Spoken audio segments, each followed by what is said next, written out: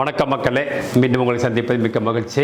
Election வரப்போகுது. நம்ம திரும்ப தான் சொல்கிறோம், 20ஆம் தேதி வரைக்கும் நம்ம பரப்புரை டிஜிட்டல் மூலிமா பரப்புரை பண்ணிட்டு இருப்போம். இதில் அதிமுக என்ன செய்தது, ஆளுங்கட்சியாக இருக்கும் போது என்னென்ன நன்மைகள் செய்தாங்க, அது மாதிரி மத்திய அரசாங்கம் 2014 இன்னைய வரைக்கும் மோடிஜி ஆட்சி என்னென்னலாம் பண்ணியிருக்கு, ஏன்னா மக்களுக்கு சொல்லணும். இங்கே அதுக்கு ஒரு எதிர்மறையான கருத்துக்கள் சொல்லிக்கிட்டே இருக்காங்க திமுக. ஈவன் இப்போ இந்த பரப்புரை பார்க்குறோம், திமுக பரப்புரை எப்படி இருக்குதுன்னு பார்க்குறோம், அதிமுக பரப்புரை எப்படி இருக்குன்னு பார்க்குறோம். ஸோ திமுகவுடைய என்னென்ன சொன்னாங்க, வாக்குறுதி அதெல்லாம் செய்யல அப்படிங்கறதையும் நம்ம சொல்றோம். அதே மாதிரி சொன்னதை செய்யலங்கிறத மீறி எவ்வளவு இந்த தமிழ்நாடு சீர்கெட்டு போயிருக்கு, என்னென்ன பிரச்சனைகளை நம்ம சந்திக்கிறோம், மக்கள் சந்திக்கிறாங்க, பெண்கள் என்னென்ன சந்திக்கிறாங்க, தொழிலாளர்கள் என்னென்ன சந்திக்கிறாங்க, பேருந்து துறையில் இருக்கவங்க என்னென்ன சந்திக்கிறாங்க, முதியோர்கள் என்ன பிரச்சனைகளை சந்திக்கிறாங்க, மாணவர்கள் எந்தெந்த பிரச்சனை சந்திக்கிறாங்க, இதெல்லாம் நம்ம சொல்லிட்டு தான் வரிசையா வந்துட்டு இருக்கோம். இன்னைக்கு நம்ம மத்திய அரசாங்கம், அதாவது பிஜேபி ஒட்டுமொத்த இந்தியாவுக்கும் எந்த இதெல்லாம் பண்றாங்கன்னு சொல்லி இப்போ நம்ம சொன்னோம். மார்ச் 25ஆம் தேதி லோக்சபால, அதாவது பார்லிமெண்ட் சொல்லலாம், லோக்சபான்னு சொல்லலாம், மக்களவைன்னு சொல்லலாம், இதுல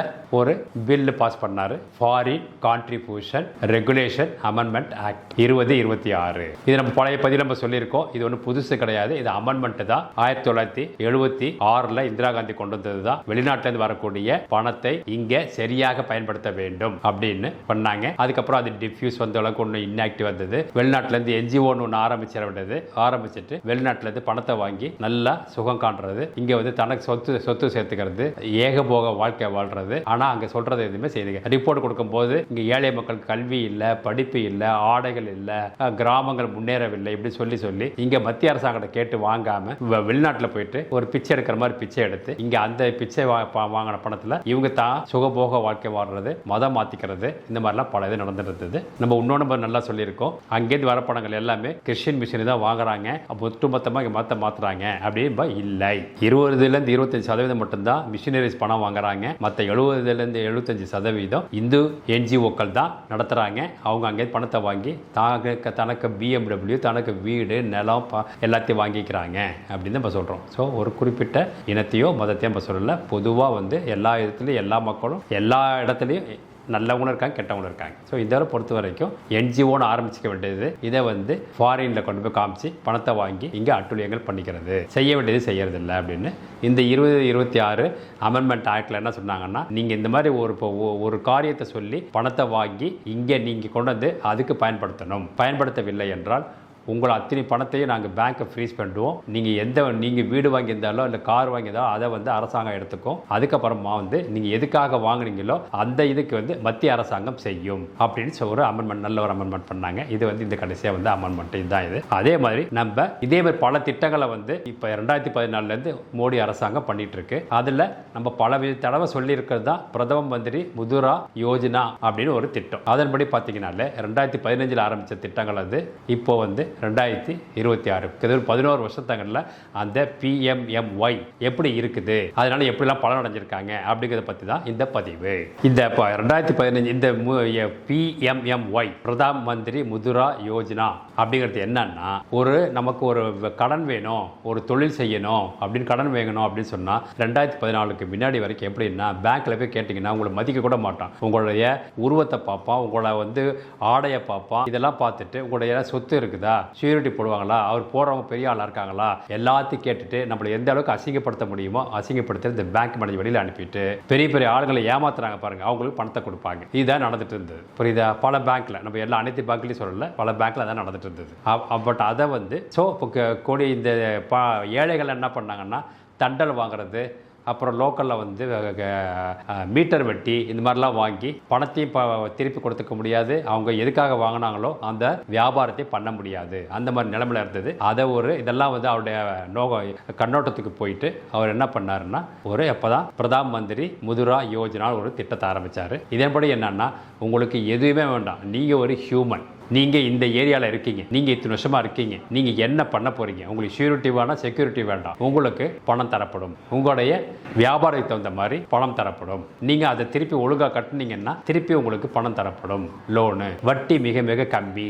இது மத்திய அரசாங்கத்தின் நேரடி திட்டம் அப்படின்னு கொண்டு வந்தார். இதுல கிட்டத்தட்ட பாத்தீங்கன்னா இந்த 11 ஆண்டுகள்ல பாத்தீங்கன்னா 57,000 கோடி, இந்தியா முழுக்க சொல்றோம், 57,000 கோடி மக்கள் கடன் வாங்கியிருக்காங்க. அதாவது பணமாக டிஸ்பர்ஸ் ஆனது பேங்க்கில் பார்த்தீங்கன்னா 40.07 40.07 லட்சம் கோடி டிஸ்பர்ஸ் பண்ணியிருக்காங்க. அதாவது பணமாக அத்தனை பேருக்கும் 57,000 கோடி மக்களுக்கும் அந்த வியாபாரத்துக்கு தகுந்த மாதிரி பணம் கொடுத்துருக்காங்க. இதில் பல பேர் திருப்பி ஒழுங்காக கட்டிட்டு வராங்க. அவங்களுக்கு திரும்பவும் ரீலோன் கொடுத்துட்டு இருக்காங்க. இதில் பார்த்தீங்கன்னா இத்தனை 29 மாநிலத்தில் யூனியன் பிரதேசங்கள் இல்லாமல் இது 21 மாநிலத்தில் பார்த்தீங்கன்னா தமிழ்நாடு தான் அதிகமாக கடன் வாங்கியிருக்காங்க.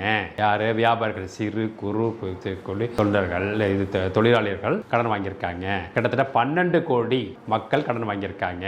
பணமா பார்த்தீங்கன்னா 3.4 லட்சம் 3.23 lakhs crore பணம் டிஸ்பர்ஸ் ஆயிருக்கு. ஸோ இங்கே தான் அதிகமாக வாங்கியிருக்காங்க.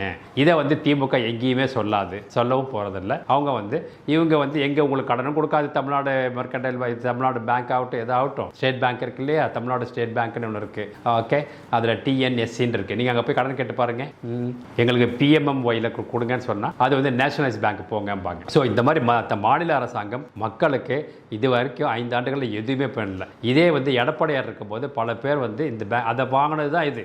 நீங்கள் கடந்த 5 ஆண்டு காலத்தை காட்டிலும் 21க்கு முன்னாடி தான் 2017 21 வரைக்கும் இந்த பிஎம்எம்ஒய்ல நிறைய பேர் கடன் வாங்கி வியாபாரம் செய்து ஒழுங்காக திரும்ப கொடுத்து திரும்பவும் ரீலோன் வாங்கியிருக்காங்க. சரி, இது எப்படி கொடுக்குறாங்க, நம்ம எவ்வளோ கொடுக்குறாங்க, எப்படி பண்ணணும் அப்படின்னு சொன்னால், நான் இப்போ சொன்ன மாதிரி ஆல்ரெடி உங்களுக்கு ஒரு லோன் இருக்கு, அதை ஒழுங்காக கட்டிக்கிட்டு இருக்கீங்கன்னு சொன்னால் அது சிசு, அதாவது சிசுன்னு சொல்லுவோம் இல்லையா, சிறிய இது, அவங்களுக்கு 50,000 ரூபாய் இமீடியட்டாக கொடுத்துருவாங்க. எந்த யோசனையும் இல்லாமல் 50,000 ரூபாய் கடன் கொடுத்துருவாங்க. அதுக்கப்புறமா கிஷோர்னு ஒன்று, ஃபர்ஸ்ட் 50,000 சொன்னேன் இல்லையா, அடுத்தது கிஷோர் அப்படின்னு சொல்லி இவங்க யாருன்னா இவங்கெல்லாம் கிஷோர், தருண் ப்ளஸ் எல்லாம் அப்படி இருக்குது. இதெல்லாம் பார்த்தீங்கன்னா எம்எஸ்எம்இல வருவாங்க. ஓகே, மைக்ரோ, மீடியம், ஸ்மால் அப்படி சொல்லி இருப்பாங்க. இவங்கெல்லாம் இந்த கிஷோர், தருண் ப்ளஸ் அப்படி 3 திட்டம் இருக்கா. கிஷோரில் பார்த்தீங்கன்னா 50,000 5 லட்சம் வரைக்கும் நீங்கள் லோன் வாங்கலாம். தருணில் பார்த்தீங்கன்னா 5 10 லட்சம் வரைக்கும் லோன் வாங்கலாம். தருண் ப்ளஸில் 10 லட்சத்துலேருந்து 20 லட்சம் வரைக்கும் நீங்கள் கடன் வாங்கலாம். இதை நீங்கள் ப்ராப்பராக கட்டிட்டு வந்தீங்க அப்படின்னு சொன்னால் நீங்கள் லோன் வாங்கிறது திரும்ப. இதில் உங்களுக்கு நான் சொன்னதில் எதுலேயுமே செக்யூரிட்டி டெபாசிட்டோ இல்லை செக்யூரிட்டியோ ஷூரிட்டியோ எதுவுமே வேண்டாம். உங்களை தனிநபரை அவங்களே பார்த்துட்டு பேங்க்கில் பார்த்துட்டு ஆராய்ஞ்சிட்டு யாரையும் உங்களை இவங்களுக்கு இது பண்ணு, அதை பண்ணு, இதை பண்ணுன்னு பேச. ஸோ நாமினிக்கு கையெழுத்து போட சொல்லுவாங்க. அது அடுத்த விஷயம். ஏன்னா ஏதாவது ஒன்று ஆயிடுச்சுன்னா அவங்கள நடு ரோட்டில் நிற்க வைக்கக்கூடாது, அவங்களுக்கு இதை பணத்தை கொடுத்து நீங்கள் பண்ணுங்க அப்படின்னு சொல்கிறதுக்காக கையெழுத்து இந்த நாமினியை வாங்குவாங்க. மற்றபடி உங்களுக்கு அவரை தெரியுமா இவரை தெரியுமா அப்படின்லாம் கேட்க மாட்டாங்க, லோன் கொடுப்பாங்க. உங்களோட நியாயமான நீங்கள் தீசிஸ் ஃபைல் பண்ணிங்கன்னா, நான் இதெல்லாம் பண்ண போகிறேன்னு சொன்னீங்கன்னா இது மாதிரி பண்ணுவாங்க. ஸோ நம்ம அதுதான் சொல்கிறோம், பிரதம மந்திரியின் பல திட்டங்களில், உண்மையான பல திட்டங்களில் அவர் பண்ண அத்தனையுமே 100% அருமையான திட்டங்கள் நேரடி மக்களுக்கு போகிறது. இதில் பிஎம்எம்ஒய் 1 அது மாதிரி இந்திய லெவலில் எல்லாமே பல திட்டங்களை சொல்லலாம். நம்ம இதில் லோன் வாங்கிக்கலாம், செக்யூரிட்டி வேணாம், பெரிய ஷூரிட்டி வேண்டாம், படிப்படியான நிலைமையில் வாங்கிக்கலாம். சிசுன்னு ஒன்று இருக்குது, கிஷோர்னு ஒன்று இருக்குது, தருண் ஒன்று இருக்குது, தருண் ப்ளஸ்னு ஒன்று இருக்குது. இதை எப்படி வாங்கலாம்.